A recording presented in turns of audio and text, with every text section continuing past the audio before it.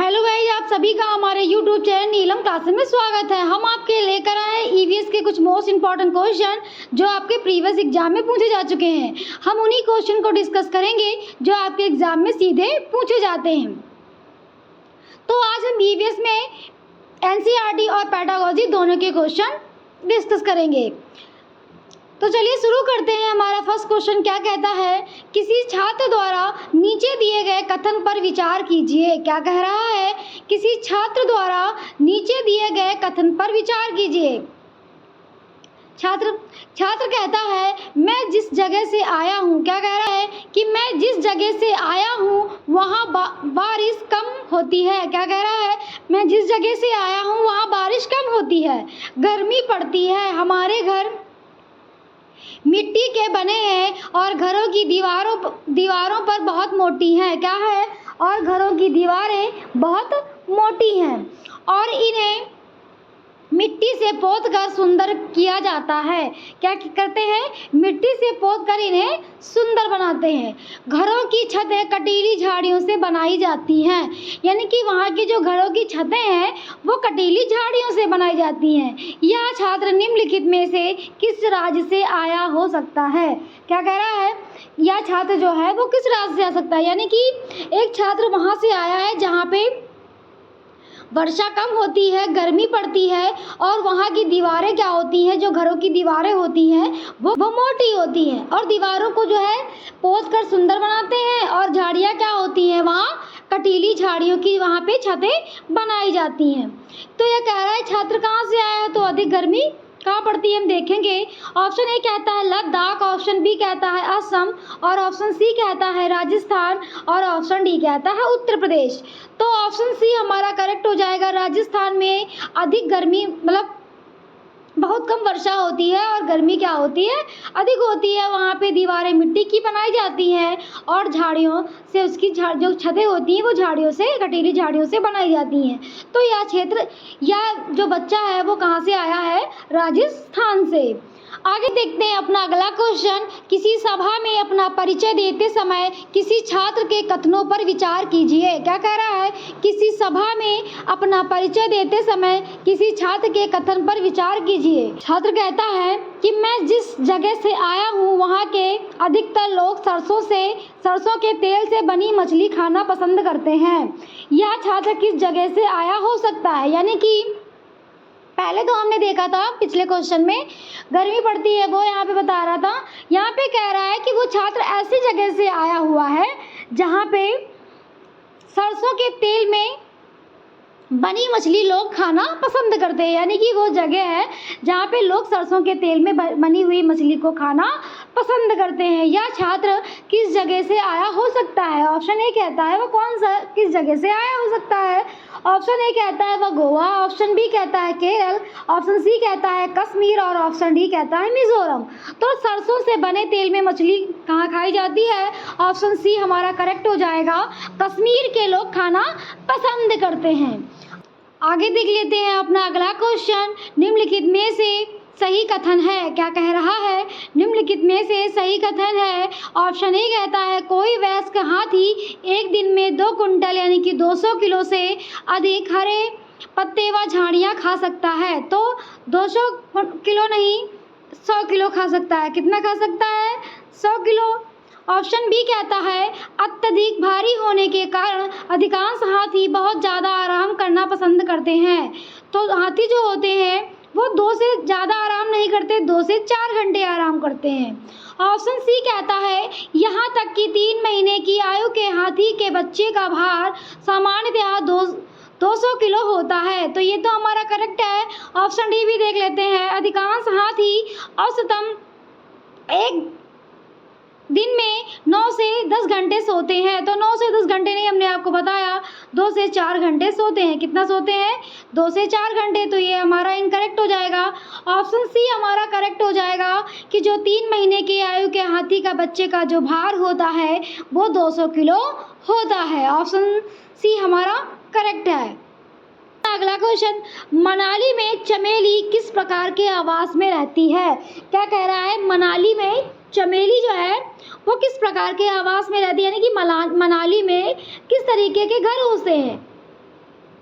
Option A कहता है प्रबल बांस के खंभों से बने घर। तो जो बांस के खंभों से बने घर तो असम में होते हैं, बांस के खंभों से बनाए जाते हैं जो घर। ऑप्शन बी कहता है खपरेल के मिट्टी के घर में। ऑप्शन सी कहता है पत्थर या लकड़ी से बने घर में। और ऑप्शन डी कहता है बहुमंजिला घर। तो मनाली में क्या होता है, पत्थर और लकड़ी के घर बनाए जाते हैं। ऑप्शन सी हमारा करेक्ट हो जाएगा। आगे देखते हैं अपना अगला क्वेश्चन। अपनी कक्षा 4 के पर्यावरण अध्ययन के शिक्षार्थी के रचनात्मक आकलन के लिए उपयुक्त कार्य का चुनाव कीजिए। क्या कह रहा है, कक्षा 4 का व्यक्ति बच्चा है, उसके लिए जो आकलन है पर्यावरण अध्ययन के रचनात्मक आकलन के लिए उपयुक्त कार्य का चुनाव कीजिए। ऑप्शन ए कहता है तैरने और डूबने के पाठ का प्रश्नोत्तर कराना लिखना। ऑप्शन बी कहता है डूबने और तैरने की प्रक्रिया का अवलोकन कराने के लिए क्रियाकलाप करना। ऑप्शन सी कहता है तैरने और डूबने की परिभाषा की व्याख्या करना। और ऑप्शन डी कहता है जो वस्तुएं डूबती और तैरती हैं उनकी सूची बनाना। तो ऑप्शन डी हमारा इनकरेक्ट हो जाएगा और ऑप्शन सी भी हमारा इनकरेक्ट हो जाएगा। परिभाषा और सूची बनाने की बात जो है प्राथमिक कक्षा में नहीं होती, कक्षा 4 में। ऑप्शन ए भी हमारा इनकरेक्ट है, क्योंकि पाठ पुस्तक करा दोगे बस। क्या रचनात्मक आकलन जिनमें बच्चा एक्टिव हो, बच्चे के हित में बात की जाए, बच्चा कुछ करके सीखे, बच्चा रियल चीज़ों को देखे, वो आंसर हमारा करेक्ट होगा। तो ऑप्शन बी हमारा करेक्ट हो जाएगा। डूबने और तैरने की प्रक्रिया का अवलोकन कराएं, उसमें क्रियाकलाप करना सिखाना, यही हमारा रचनात्मक आकलन होगा। ऑप्शन बी हमारा करेक्ट हो जाएगा। बच्चे जहाँ एक्टिव है वो आंसर हमारा करेक्ट है। आगे देखते हैं अपना अगला क्वेश्चन। एक परिस्थिति वातावरण के पिरामिड में तीसरा पोषण जल स्तर क्या है। क्या कह रहा है, एक परिस्थिति वातावरण के पिरामिड में तीसरा पोषण जन स्तर क्या है। तो ऑप्शन ए कहता है अपघटक, ऑप्शन बी कहता है उत्पाद, ऑप्शन सी कहता है शाकाहारी और ऑप्शन डी कहता है मांसाहारी। तो तीसरा उत्पाद क्या होगा हमारा, मांसाहारी। ऑप्शन डी हमारा करेक्ट हो जाएगा। आगे देखते हैं अपना अगला क्वेश्चन। कक्षा 4 के विद्यार्थी को थीम आश्रय के लिए कौन सी युक्ति पूछताछ को प्रभावित करती है। क्या कह रहा है, जो थीम हमारी आश्रय है, उस कक्षा 4 का बालक है, उसमें पर्यावरण की थीम आश्रित के लिए कौन सी युक्ति पूछताछ को प्रभावित करती है। ऑप्शन ए कहता है विद्यार्थी को विभिन्न प्रकारों के घर के लिए चित्र एकत्रित करने के लिए कहना। ऑप्शन बी कहता है विभिन्न प्रकार के आश्रयों के चित्र साझा करना। ऑप्शन सी कहता है विभिन्न मकान निर्माण स्तरों पर जाने के उपरांत विद्यार्थी को अपने अनुभव को सुनाने के लिए कहना। ऑप्शन डी कहता है देश के विभिन्न आश्रयों को एक पावर पॉइंट प्रस्तुत दिखाना। तो ऑप्शन कौन सी हमारा करेक्ट है, जिसमें बच्चा हमारा एक्टिव है, बच्चे को मकान निर्माण स्तरों पर जहाँ मकान बनना है वहाँ पे ले जाए और अपने अनुभव वो प्राप्त करे। तो आपसे जब जो वहाँ जो चीज़ों को देखेगा वहाँ पर करके सीखेगा, मतलब पूछताछ करेगा, चीज़ों को जानेगा, यानी कि जहाँ बच्चा एक्टिव है वो आंसर हमारा करेक्ट है। तो ऑप्शन सी हमारा करेक्ट हो जाएगा, अपने अनुभव बच्चा वहाँ पे साझा करेगा। आगे देखते हैं अपना अगला क्वेश्चन। प्राथमिक कक्षाओं का पर्यावरण अध्ययन वह विषय है जिसमें एकीकरण है। क्या है, पर्यावरण अध्ययन है जिसमें एकीकरण विषय है। ऑप्शन ए कहता है विज्ञान एवं पर्यावरण शिक्षा के संप्रत्यों एवं मुद्दों का। ऑप्शन बी कहता है सामाजिक विज्ञान के संप्रत्यों एवं मुद्दों का। ऑप्शन सी कहता है विज्ञान एवं सामाजिक विज्ञान के प्रत्ययों एवं मुद्दों का। और ऑप्शन डी कहता है विज्ञान और सामाजिक विज्ञान और पर्यावरण के शिक्षा के मुद्दों का। तो तीनों विषय हमने आपको बताए थे पिछली वीडियो में, विज्ञान, सामाजिक विज्ञान और पर्यावरण शिक्षण संबंधित तीनों मुद्दे संप्रत्यय शामिल होते हैं। तो ऑप्शन डी हमारा करेक्ट हो जाएगा। आगे देखते हैं अपना अगला क्वेश्चन। रेजी कहती है, क्या कहती है, रेजी कहती है कि वह अपने पिता की तरह ट्रक ड्राइवर नहीं बन सकती, उसे अपनी माँ की तरह घर घर संभालना है और घर की देखभाल करनी है। निम्नलिखित में से कौन सी विधि कक्षा में जेंडर संबंधित इस अवधारणा को संबोधित करते हुए सर्वाधिक उपयुक्त रहेगी। यानी कि आपको जेंडर संबंधित चर्चा करनी है तो आप क्या करेंगे, यानी कि जो रेजी है वो कहती है कि हम घर को संभालेंगे माँ की तरह, कि हम ट्रक ड्राइवर नहीं बन सकते। तो आप क्या करेंगे, ऑप्शन ए कहता है समूह चर्चा करेंगे। ऑप्शन बी कहता है चलचित्र प्रदर्शन करेंगे। ऑप्शन सी कहता है भूमिका निर्वहन। ऑप्शन डी कहता है खेल।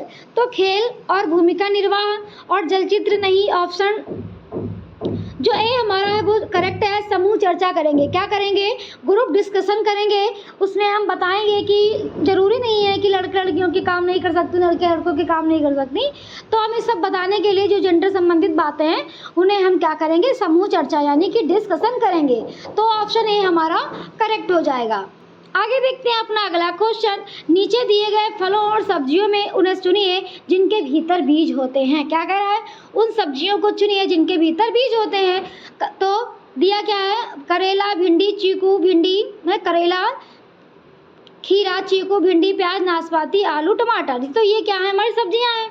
उसमें देखते हैं किसमें बीज होता है। ऑप्शन ए कहता है खीरा, चीकू, भिंडी, प्याज, नाशपाती।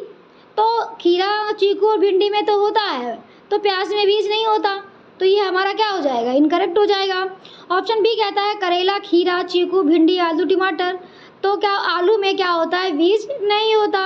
ऑप्शन सी कहता है करेला, खीरा, चीकू, भिंडी, नाशपाती और टमाटर। तो ऑप्शन सी ही हमारा करेक्ट हो जाएगा। करेले में बीज होता है, खीरा में बीज होता है, चीकू में बीज होता है, भिंडी में होता है, नाशपाती और टमाटर में हमारा क्या होता है, बीज होता है। ऑप्शन डी भी देख लेते हैं। करेला, चीकू, भिंडी, टमाटर और आलू। इसमें आलू आ गया तो इसमें क्या होगा, हमारा इनकरेक्ट हो जाएगा। इसमें आलू है, इसमें आलू है और इसमें प्याज है, इसलिए ये तीनों ऑप्शन हमारे इनकरेक्ट हैं और सी आंसर हमारा करेक्ट हो जाएगा। आगे देखते हैं अपना अगला क्वेश्चन। रवीना एक पक्षी की ओर इशारा किया और कहा, देखो इस पक्षी की आंखें इसके सिर के सामने हैं, बिल्कुल मेरे समान अपने अनुसार किस पक्षी की ओर इशारा कर रही है। यानी कि कह रही है कि मनुष्य के समान आंखें, मनुष्य की तरह सामने आंखें किसके होती है, ऐसा वह कौन सा पक्षी है, वो रवीना यहाँ पे कह रही है।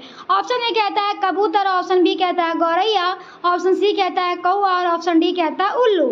तो ऑप्शन डी हमारा करेक्ट हो जाएगा। उल्लू जो होता है उसके मनुष्य के समान, मतलब सिर के सामने आंखें होती हैं। तो ऑप्शन डी हमारा करेक्ट हो जाएगा। आगे देखते हैं अपना अगला क्वेश्चन। ब्रेम लिपि में मोटे कागज पर उभरते हुए बिंदु होते हैं, यह लिपि आधारित है। ऑप्शन ए कहता है 5 बिंदुओं पर, ऑप्शन बी कहता है 7 बिंदुओं पर, ऑप्शन सी कहता है 6 बिंदुओं पर, ऑप्शन डी कहता है 8 बिंदुओं पर। तो यह कितने पर आधारित है, 6 बिंदुओं पर आधारित है ब्रेम लिपि। आगे देखते हैं अपना अगला क्वेश्चन। गेहूं से हम विविध प्रकार के खाद्य व्यंजन बना सकते हैं। क्या कह रहा है, गेहूं से हम विविध प्रकार के खाद्य व्यंजन बना सकते हैं। निम्नलिखित में से कौन सा खाद्य पदार्थ गेहूं द्वारा नहीं बनाया गया है। ऑप्शन ए कहता है उत्पम तथा डोसा, ऑप्शन बी कहता है चपाती तथा केक, ऑप्शन सी कहता है हलवा तथा पूरी, ऑप्शन डी कहता है स्लाइड ब्रेड और पुआ। तो पुआ हमारे आटा से बनाया जाता है, गेहूं से।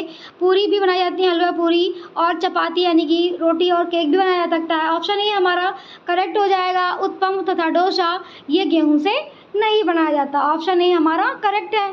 अपना अगला क्वेश्चन। दिए गए कथनों को ध्यानपूर्वक पढ़ें एवं सही विकल्प चुनें। क्या कह रहा है, दिए गए कथनों को ध्यानपूर्वक पढ़ें और सही विकल्प चुनें। जाइलम जल और खनिज को जड़ों से पौधों के बाकी हिस्सों तक पहुंचाता है। क्या कह रहा है, जाइलम जल और खनिज को जड़ों से पौधों के बाकी हिस्सों तक पहुंचाता है। तो ये तो हमारा करेक्ट है। कथन बी क्या कहता है, फ्लोएम भोजन को पत्तियों से पौधों के विभिन्न भागों में स्थानांतरित करता है। तो ये भी हमारा करेक्ट है। फ्लोएम जो है भोजन को पत्तियों से पौधों के विभिन्न भागों में स्थानांतरित करता है।